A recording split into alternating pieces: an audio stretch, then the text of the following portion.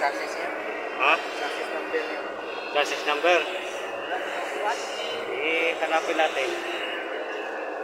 Yung ano niya, engine number niya, ito.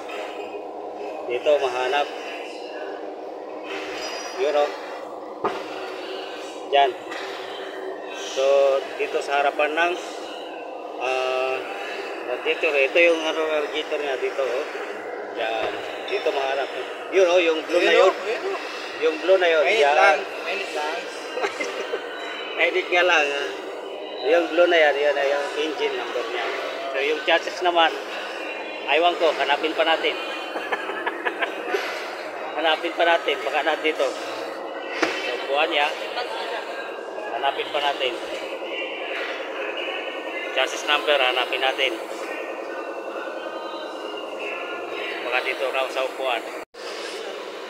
Chassis number naman dito. Dito ang chassis number niya.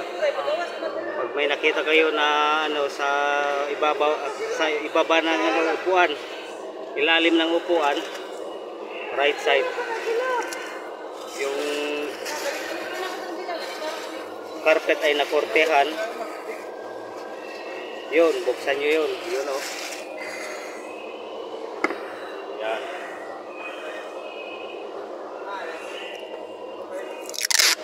Yun. Makita nyo yung ano na yun, carpet na nakortehan. Flashlight, boss.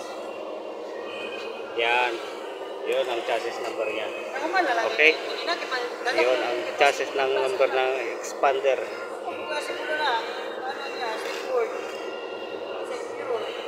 Kaso nga lang maraming, oh, pwede na yan.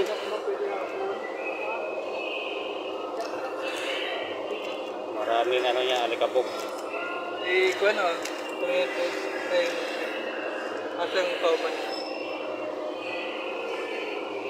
Okay na? Kung hindi makita, kumuha kayo ng flashlight nyo para yung makita yung location ng expander Mitsubishi expander. Okay?